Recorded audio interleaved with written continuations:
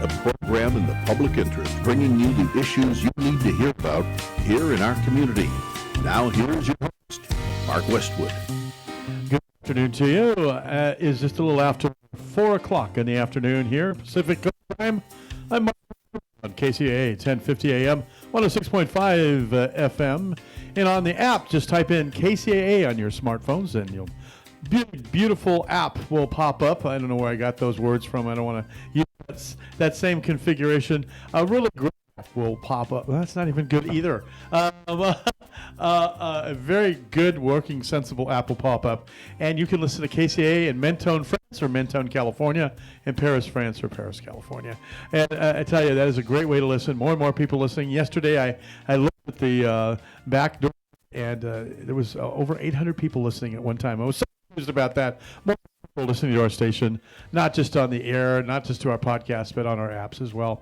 And at the beginning of the show, many may be tuning in, and we're going to have Terry Massel, Michael Blitz, and also John Reed on here in moments. But many may be tuning in going, where's Eric Bauman? Well, if you hadn't heard or seen our posts or heard our show a couple of weeks ago, Eric, our good friend and longtime associate here at KCAA for 5 years, has passed away. And so giving him a tip of the hat, a nod, and remembering once again Eric Bauman. And to do that, I called in his cousin, who grew up from crib to tomb almost. But Michael Blitz is not in the tomb yet, but he spent Eric Bauman's life with him from the crib all the way till the tomb. And Michael Blitz, welcome to KCAA. Welcome back. It's good to have you, and my condolences to you, Michael. Thank you, Mark. It's a tough time. It's like losing a brother, isn't it? It's exactly like losing a brother, yeah. Yeah. And a friend, and a fellow jokester, and all the things that we shared, including the Uncommon Sense Democrats in more recent years. Yeah, we all miss him around here. We were just saying that the other day in the office. We had stepped back in the office just to take a break. A bunch of us were sitting around my desk, and we said, "Yeah, we miss Eric." Is that kind of sharp wit and humor, and kind of dry a little bit. His little savoir-faire he had going there, that we kind of all miss that around here. And you're using all very gentle, kind words, and those of us who knew him throughout his entire life would say, okay, savoir-faire is to translate that. There's a bit of know-it-all, and Eric can be, from his political career, forward, he always could be both abrasive and very outspoken, but huge-hearted. I mean, some people are big-hearted. Eric was huge-hearted, and so he had that rare combination of being able to get away with being pretty abrasive on the political front, but also kind. And people knew that if they, push comes to shove, Eric will be in their corner. He was a genuinely loving man, and he really wanted, people to do well and be safe and be happy. But he was one of those people that, some people found him difficult to be around. We all know. The other two people on the line, by the way, Terry Massel, who's the president of the Rancho Cucamonga, or the former president, now he's kind of ex officio president of the Rancho Cucamonga Democratic Club, and also John Reed, who had the privilege and honor of one election night in November a while back, on a good night, sharing it as President Biden was elected with Eric in the studio live. So, hello, Terry. Hello. Talk to you again. Yeah, it's good to talk to you again. And of course, first-hand knowledge and first-hand appreciation of Eric as well. And we all miss him, don't we, guys? Yes, they do. Yeah. Yeah. They're a little bit of communication there. Eric was a great guy, and I loved anybody who could keep up with one-lines and outdo me. Yes, John is a good one-liner kind of guy. And then Terry Massel, he was no slouch in that area as well. And he kept us on the toes. But the thing, Michael, Eric got things done. And, look at our state, and we have all our constitutional officers are Democrats. I think there's like 27 Democrats floating around in all of Sacramento, between 80 legislators, 40 Senate, and 60 assembly members, or whatever that breaks down to be anymore. I'm losing my mind. But it is 40 state senators and 60 assembly members. Yeah, so out of 100, 80, yeah, that are floating around, there's only like 27 Democrats.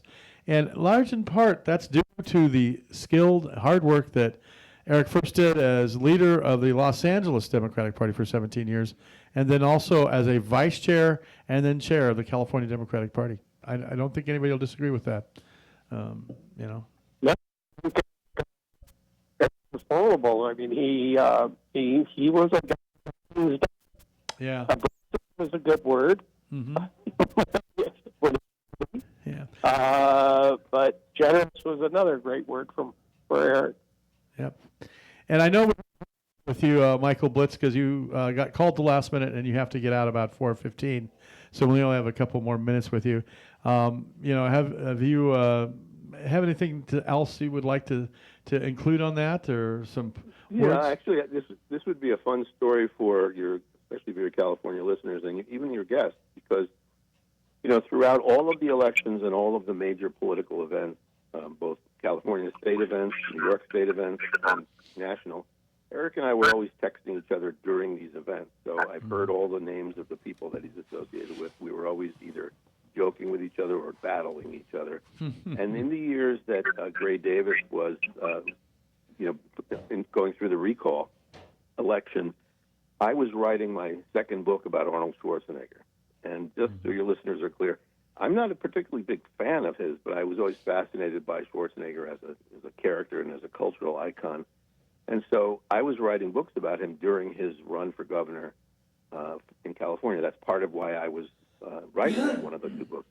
And so Eric and I, because Eric was working so hard to keep Gray Davis in office, we would constantly be talking, texting, emailing each other about it, and he'd pretend to be furious that I was writing this book and interviewing Schwarzenegger and whatnot, and I'd pretend that I wasn't furious, but I would pretend that I was amused that he was so afraid of Schwarzenegger becoming governor.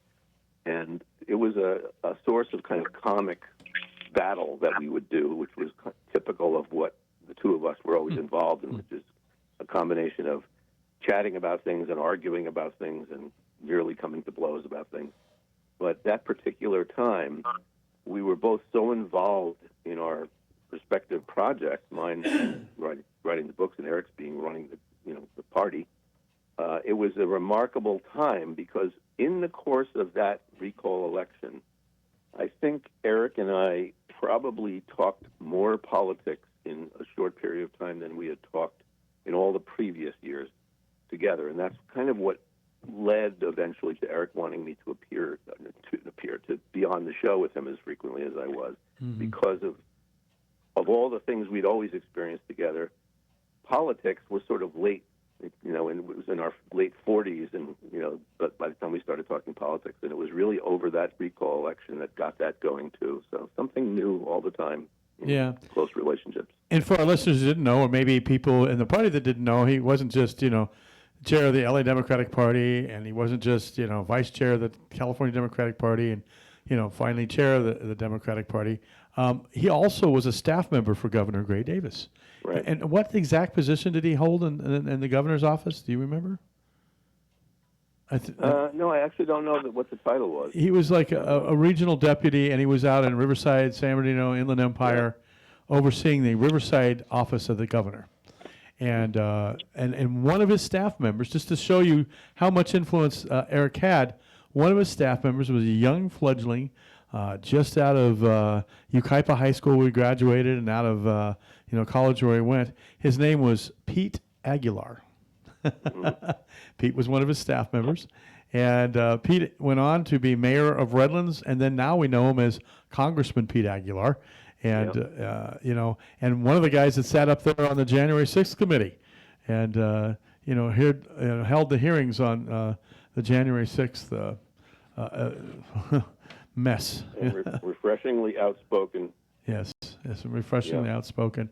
And I want to thank you, Mark, and your guests for continuing to honor Eric. I miss him tremendously, and I'm so glad that he had good friends on the radio as well as throughout the state. So thanks for talking about him and giving me an opportunity to talk about him a little more. Thank you.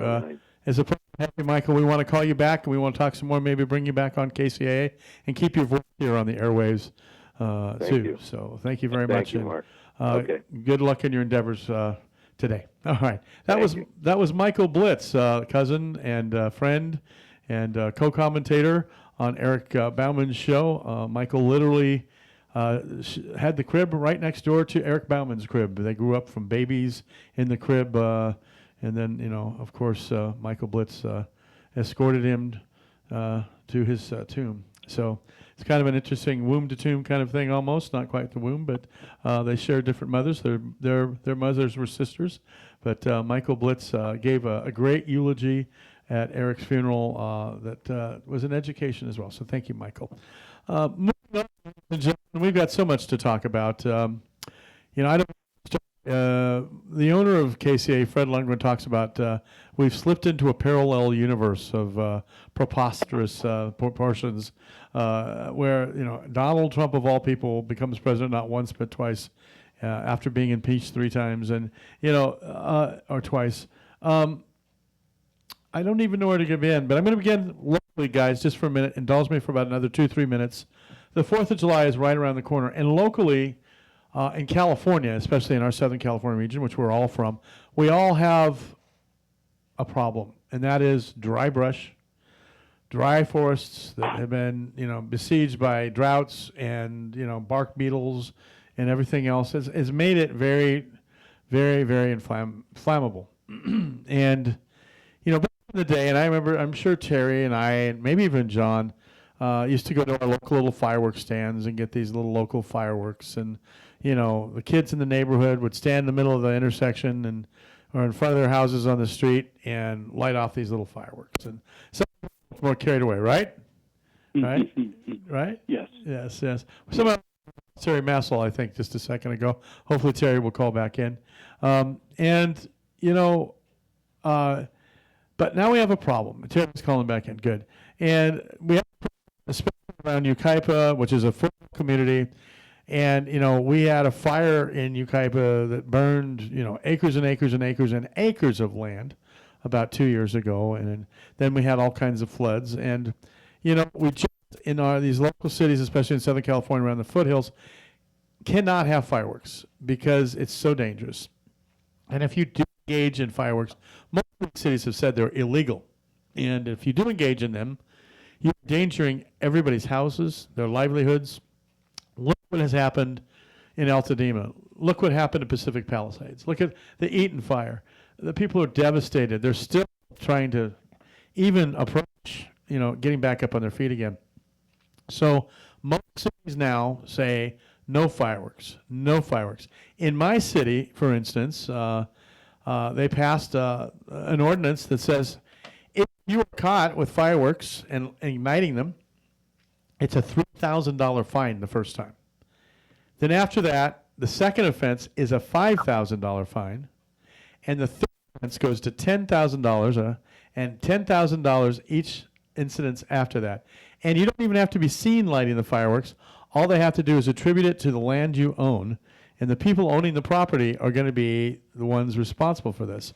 And they've got plans this year to have the fire department, the police department, park rangers, people that work for the city, out in force to look and observe drones up in the air to make sure that they keep the cities safe. And so, we've been running a spot here, and I just want to say, don't do it. Terry, before you left the line, we were talking about as kids, just get those little insane fireworks that kind of stayed on the ground. But now we've graduated to massive importing of illegal fireworks that we just can't have. And they go into the sky and they land on roofs and trees and they start fires. It always scares the heck out of me every 4th of July because I have a mountain cabin, and it is a tinderbox up there. And even up there, you'll see every now and then you'll see some idiots out there trying to, do some fireworks, right underneath a dry palm tree. Mm-hmm. It's Yes. amazing. Well, my son owns a house up in Cedar Pine Crest, Cedar Crest Park. I'm sorry, and which is up there by Lake Arrowhead. And this latest fire was just 5 miles away from him.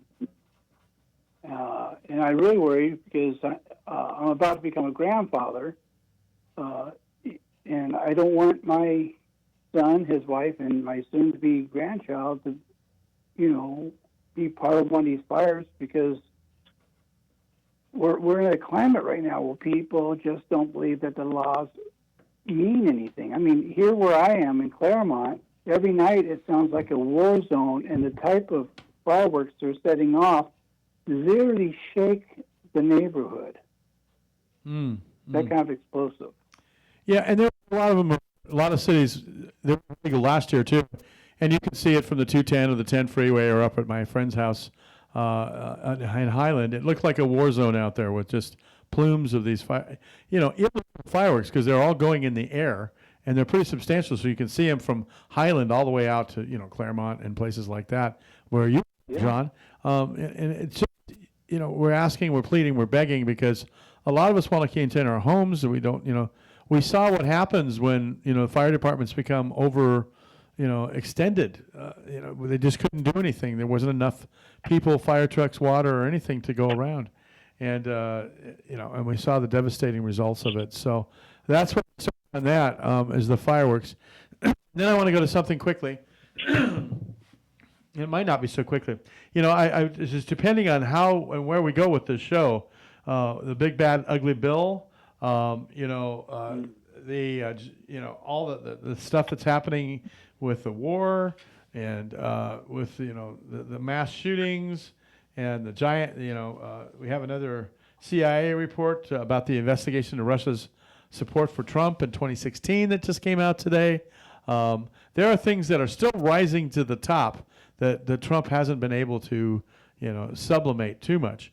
And so where do we start? Well, one of the things I want to start with, and I've been saying this for the past few weeks, and that I just noticed that the reporting, and especially through the last election, was skewed, and it was skewed towards Trump. He got a lot of what we call unearned media coverage.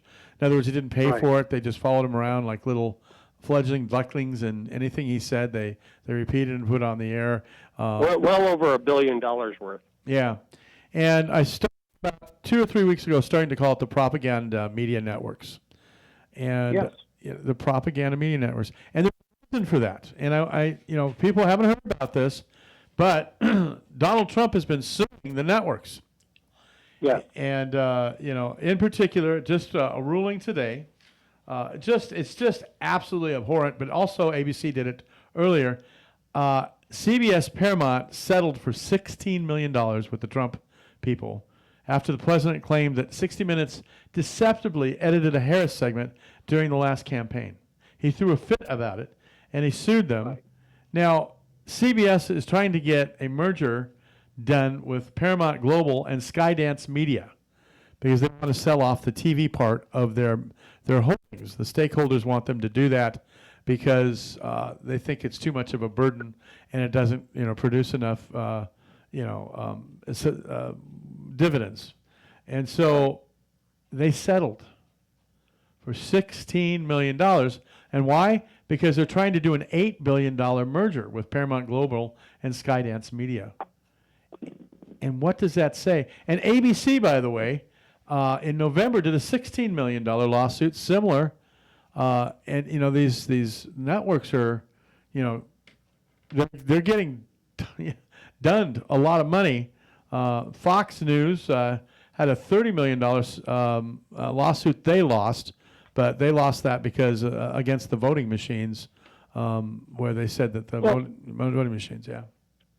Well, don't forget they also made George Stephanopoulos give an apology to Trump for saying something that was true.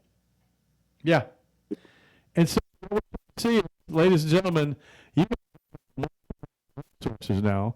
And if the trusted networks like ABC, CBS, and NBC, who are relatively close reporting, are now starting to propagandize. Yes. And yeah, go ahead. Well, right now, and I think we're almost starting to see a little tide now. The Paramount deal. You're right. What's 16 million when you're talking about $1 billion? $8 billion. $8 billion. It's pay it and move on. But more and more, we're starting to see them stand up and say, wait a second. The AP, UPI, PBS, they're not budgeting. PBS having more to lose than anybody else because they get some of their funding, not a lot, but some of their funding. About 6%. Through the government. Mm-hmm. But it's, when you listen to the news conferences, these press conferences, the softball questions, everyone's afraid that Trump's just going to look at them and say, oh, that was a nasty question. Who do you work for? I'm going after you next. Well, Bernie Sanders called this a dark day for independent journalism and freedom of the press. And it works. Yeah. It's working for them. Well, Mark, you and I, a while back, had this conversation right after the election, and I became kind of unpopular for a little bit because I was saying that this is what's happening when so many CEOs of all the different networks financially contributed to Trump's campaign. I mean, I'm talking large sums. And I mean, I took a lot of heat from a lot of different areas, and I know you weren't too thrilled with me at the time. I said, I think we have a problem. You haven't taken a side on it, but I don't think you're too thrilled with what I was saying. Well, everybody gets to speak, and now Fox News, by the way, Trump is having a fit just today about Fox News, believe it or not, of all people. And you know why? Because they made reference to an app that is now out online that monitors ICE and where they might be in a geolocating app. By the way, ICE has been granted $160 billion for their budget this year. You know what's sad about that? That's more than the whole entire United States Marines. Yeah. Say that again? In Trump's big, bad, beautiful, ugly bill, Right. ICE will be granted a $116 billion budget, which is more than the United States Marines budget. Yes. It's horrible. Okay. And they're pouring it into private prisons. Mm-hmm. Private, for-profit prisons. So, yeah. What could possibly go wrong? So we talked about this with my owner, so I know I could talk about this new ICE app. Before we go to break, we're going to talk about this, and then we'll go to break. And that is, it's called ICE Block. So if you type in your Google store, ICE Block, you'll find this. And it's designed to be an early warning system for users when ICE is operating in nearby areas. It was created by a guy named Joshua Aaron, and users can add a pin on a map showing where they spotted agents. It's kind of like Waze, kind of in a way, along with optional notes, like what the officers were wearing or what kind of car they were driving. Other users within a 5-mile radius will then receive a push alert notice notifying them of the sighting, and it's called ICE Block. And that's what they reported on Fox. Now, they reported in light of, we don't like this, but they reported it, and Trump had a fit about it. So people all over the United States are now reporting it, like on this radio show, it's ICE Block. And, we have another caller on line 4. We want to find out who that is. ICE Block. And, there's nothing better than resistance, ladies and gentlemen. That's the way we win. Resistance.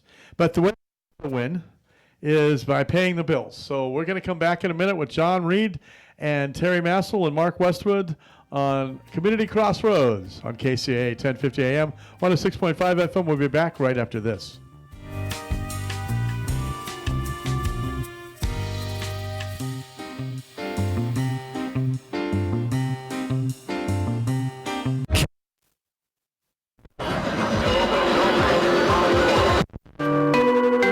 Legacy KCAA 1050 AM and Express 106.5 FM.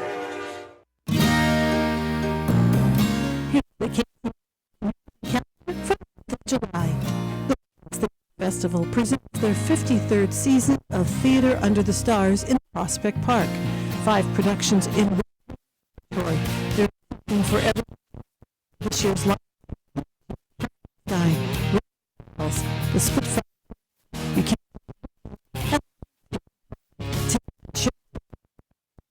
RT.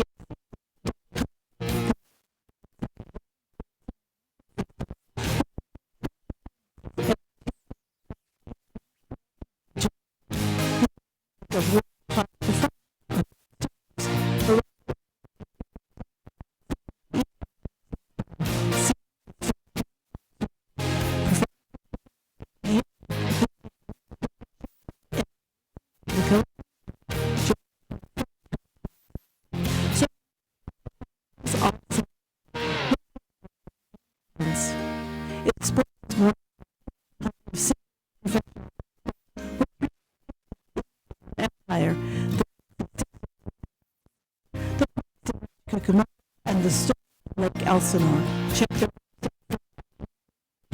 time on 6 p.m. It's the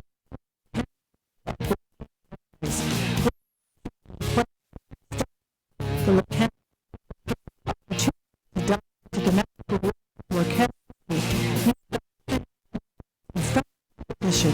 The cost of $10 Street is the CAA on KCAA 58.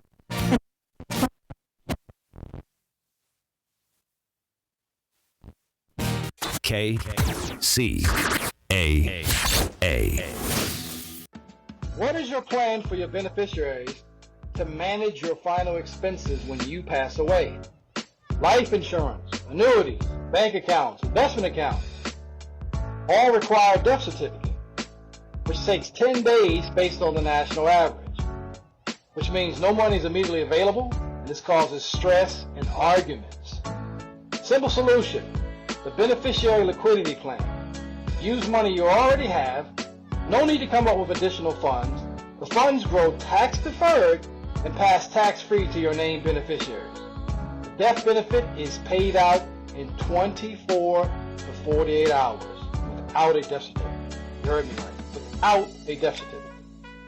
Call us at 1-800-306-5086. Tahibo Tea Club's original Pure Pau D'Argo Super Tea helps build red corpuscles in the blood, which carry oxygen to our organs and cells. Our organs and cells need oxygen to regenerate themselves. The immune system needs oxygen to develop, and cancer dies in oxygen. So the tea is great for healthy people because it helps build the immune system. And it can truly be miraculous for someone fighting a potentially life-threatening disease due to an infection, diabetes, or cancer. The tea is also organic and naturally caffeine-free. A 1-pound package of tea is $49.95, which includes shipping. To order, please visit TahiboTeaClub.com. Tahibo is spelled T like Tom, A-H-E-E, B like boy, O, then continue with the word tea, and then the word club. The complete website is TahiboTeaClub.com. Or call us at 818-610-8088, Monday through Saturday, 9 a.m. to 5 p.m. California time. That's 818-610-8088, TahiboTeaClub.com.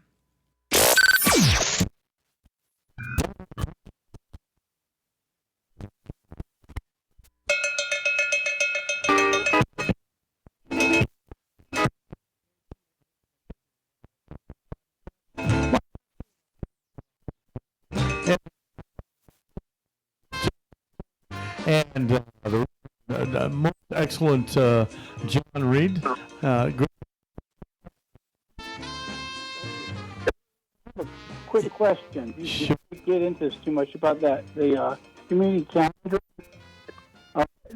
with the yeah, great. Do you offer a ticket discount if you're colorblind? Oh gosh. Ladies and gentlemen, I was talking about Ice Block just before, and I got to tell you, I just found this out. unfortunately, if you're an Android phone like me, you need to have Ice Block because it's only on Apple iOS. Um, the, and if you Android will not allow you to do that. So people with Apple will be able to have the Ice Block app, which is to me a bunch of meow, meow, meow, but okay. And one of the very first things I want to talk about, and it's this simple. Know about the big, bad, ugly, Trump calls it beautiful, bad idea. And you know, it's very important that you have communication with your Congress member about this. Each and every one of us need to communicate with our Congress member, whether we think they will listen or not, the weight of your phone call. In other words, the sheer numbers of your phone call will make it so that you will be listened to, maybe. And so, like, for instance, Jay Obernolte, you should call Jay Obernolte. And, of course, in my many notes here that I have, here it is. Here's the number, 202-225-5861. Why am I doing this one? Because a lot of people go across Yucca Valley, 29 Palms, Yucaipa, and his district. And it's my friend Pete Aguilar, so you don't have to worry about Pete. He's got our back. But call today. It's urgent you call today because it's in front of the United States Congress. They're trying to get through their procedural votes. And let me tell you, they want this by July 4th, and it's not a good thing. More than 16 million Americans at risk of losing their health care because Republicans in Congress are rushing to pass this bill. It's not a good idea to rush something like this. It's such a big, huge bill, you know, and they've got all along procedural votes that have been taking place all day. They're under it. So call 225-5861, 225-5861. Look behind you. No one else calling. It's up to you. Each and everyone has a responsibility. There is just so much at stake here. And, you know, the way that Trump intimidated and, you know, back and forth, and finally in the United States Senate, the way that it passed was that one big, bad, ugly Vice President Vance made the deciding vote. The Scare Man, who's had multiple names, had a gay man who founded PayPal, for some reason or other decided to give him $16 million. Maybe he was on the couch at the time, I don't know. But yes, between the couch and Vance, or whatever his name was at the time. So what you can find between the cushions, right? But it's not so unfactual. It's not so fictional. Yeah, no kidding. Yeah, but things with that bill that really gets me is even the NRA got their fingers in on this thing, that they so that suppressors can be legalized, what's called suppressors. Now, you know, one time I was in law enforcement years and years and years ago, and when you're in any type of gun situation, those suppressors make it almost impossible for a responding agency to figure out where the fire is, where gunshots are coming from. Mm-hmm. And that in the bill. And here we this last week, in Idaho, they're trying to fight a fire, and this kid with a long rifle is shooting firemen. Yes. After he set the fire. And get a transgender, an immigrant. It's another angry white male who appoints themselves judge, jury, and executioner. And if anything, guys, but similar to it. What's hard to understand is they're pushing this through as part of reconciliation. This way they don't have to face a filibuster in the Senate. And the only way you can do reconciliation, there's they call it the Byrd Rule. And one of the principles within the Byrd Rule is that it has to be revenue neutral after 10 years. Okay, that's the reason in 2017 when they passed Trump's tax cuts the first time, they had everything, at least for the middle class and below, expire come 2017 so that they can show that it's revenue neutral. The other thing is it has to be about the budget. It's not supposed to have any policy in it. So how the silencer thing is going to get through, I'm not sure. I know they're already fighting with the parliamentarian, with the Senate, but, with the Republicans, they're going to just say, screw it, we're not going to listen to the parliamentarian, we're going to pass it anyway. Yeah, and, Mike Johnson's, in his big bad prayer room praying on this for the glory of Jesus Christ. Take a Catholic background, you're a good Catholic boy, an altar boy in the choir like I was, and, of course, Father John Reed. How you can't get any more Catholic than Father John Reed. I got to tell you, for him to be praying for this kind of stuff is just remarkable. I don't understand it. Maybe we are living in some sort of a parallel universe. Studies have shown, these are ballpark numbers, but for every 1 million people without health insurance, 500 will die each year due to lack of health insurance. We're looking at somewhere between 4,000 to 7,000 people who are going to die every single year because of this bill. Yeah, more than 16 million Americans are at risk of losing their health care under this bill. Just simple that fast. And they're rushing to pass it for some arbitrary deadline that, Trump wants to wave some sparklers or something and wave the flag and say, look, I passed this big bill. I can't even do it anymore. I can't do it.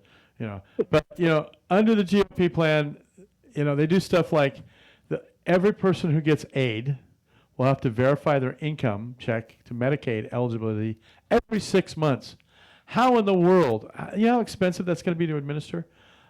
Texas increased income. That expense goes to the state, not to the federal government. Yeah. State has to cover that. Yeah. When Texas increased income eligibility checks between 2014 and 2019, thousands of children lost their coverage in the state. Thousands and thousands and thousands of children. It's just not adults. It's not me and old men like you and everybody else. It's children. It's seniors. And critics faulted the frequent checks, too, for the state having the highest rate of uninsured children in the nation. There's another thing that's already started happening. If I can throw in something really personal. Mark, I'm terminally ill. Right. And I'm on Medicare. And they started doing a new thing with the Department of Education.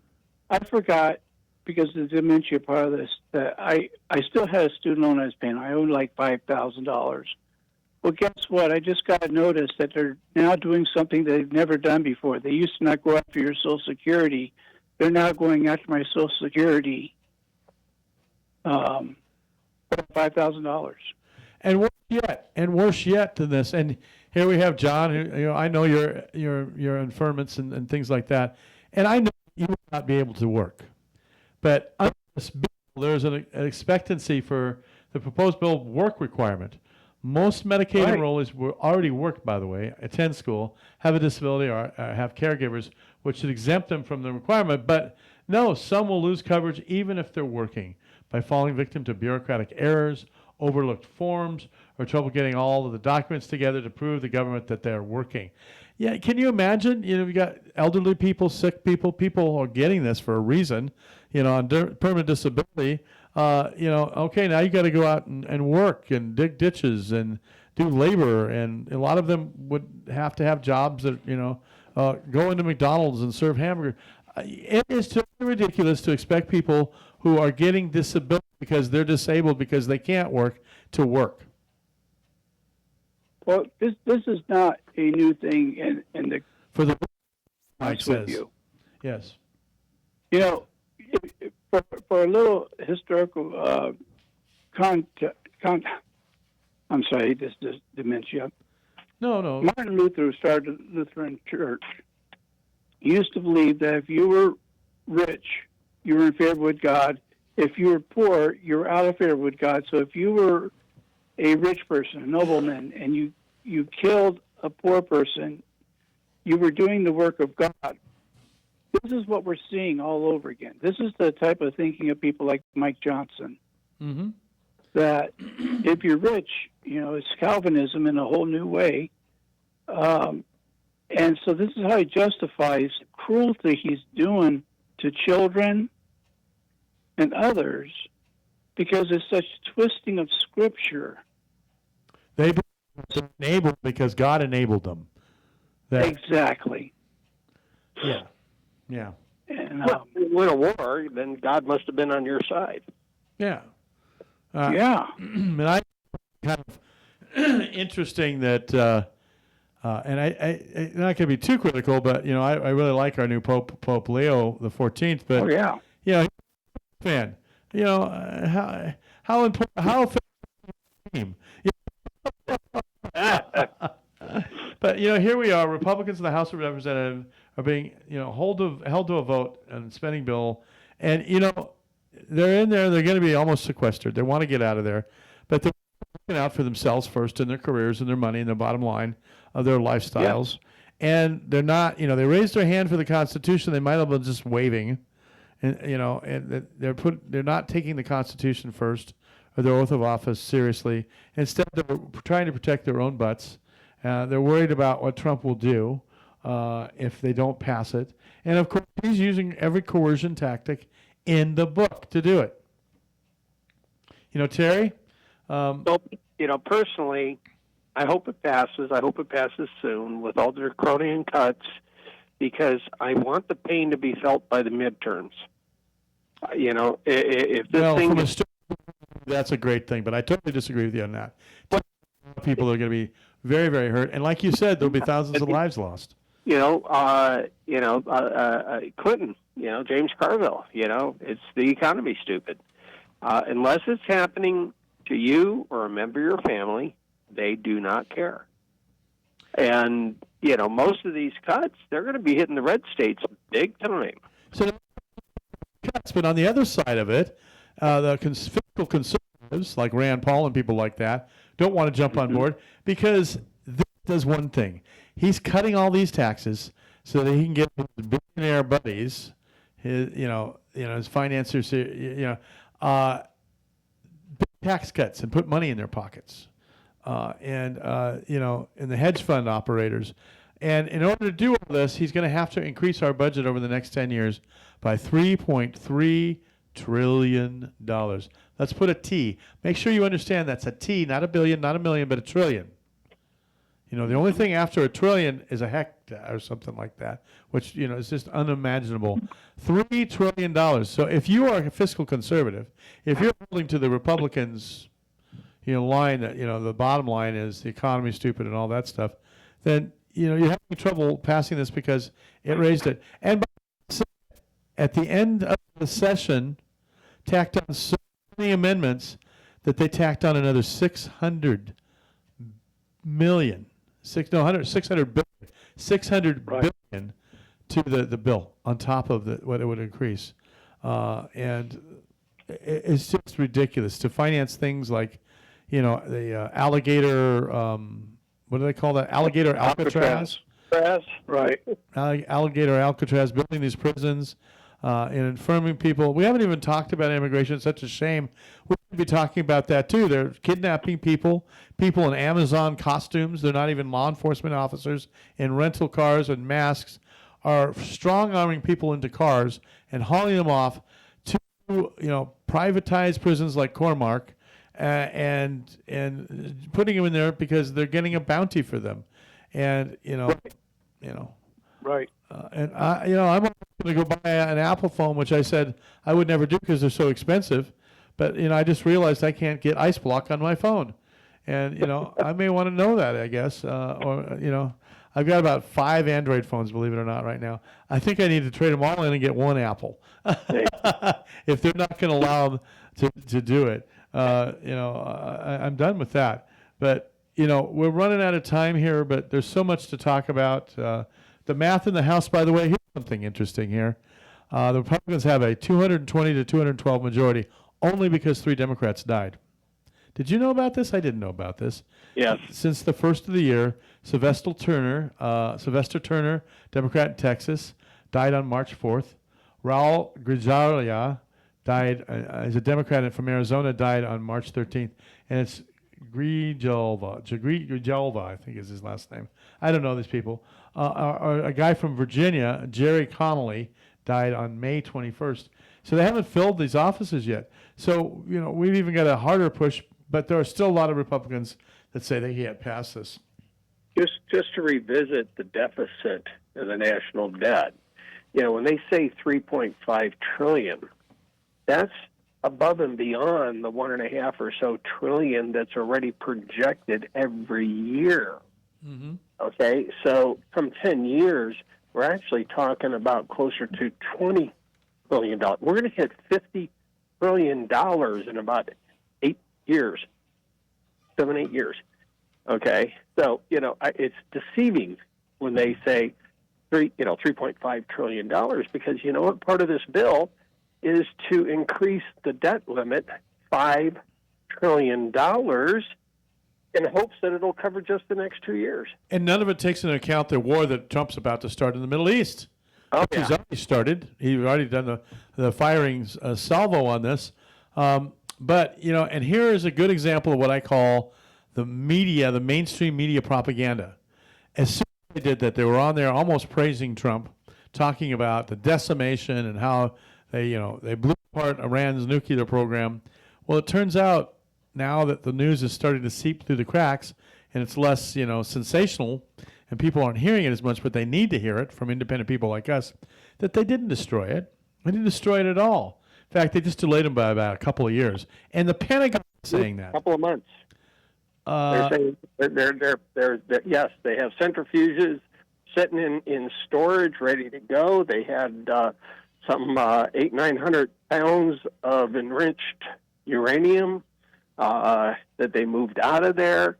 They've got more than just one site. They're not stupid. Well, they're reading this obliterated thing. It's obliterated. It wasn't obliterated. It's delayed. They didn't give nuclear uranium enriching equipment, like you said, and they're being careful not to stir the president.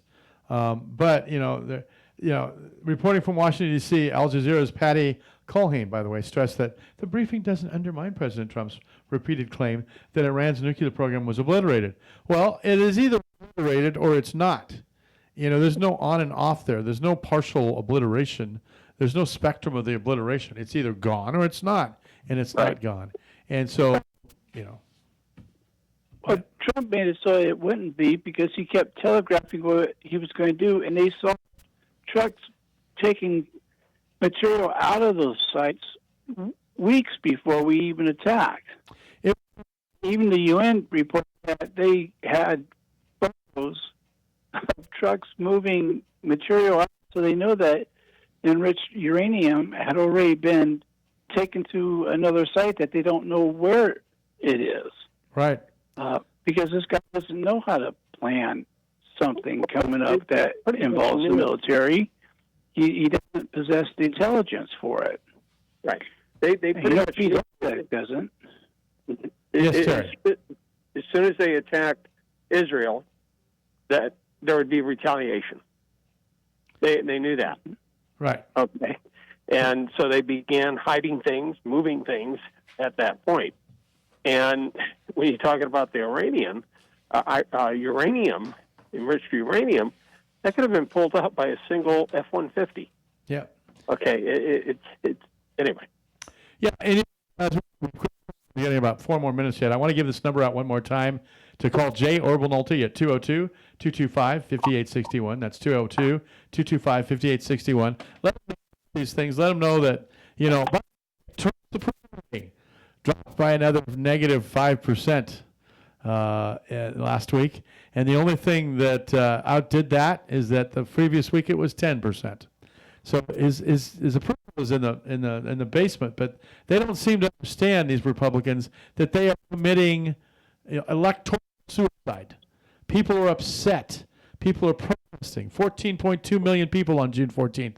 There's another on July 5th, by the way, the day after, all over the United States. There's going to be a protest locally at the corner of Citrus and Redlands Boulevard again, and that's on what we call the Peace Corner.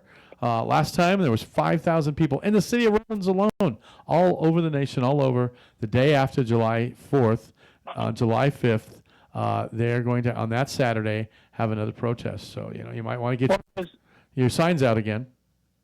His numbers are dropping. One at a time. His First, numbers Terry. are going to. Go ahead, Jerry. Go ahead. Terry, and then John. Just I always have a half a dozen signs in my car ready to go at any time. Yeah, that's what people do. Yeah, I'm looking on the side of my dresser. There's a big sign that says, "No, when a protest is going to break out." But here. The numbers are going to go down again because today's job numbers came out, and we lost another 33,000 jobs. Oh, so unemployment rises again from Joe Biden's 4% that he had in place for like 8 quarters or something. And they revised May down. Oh my God.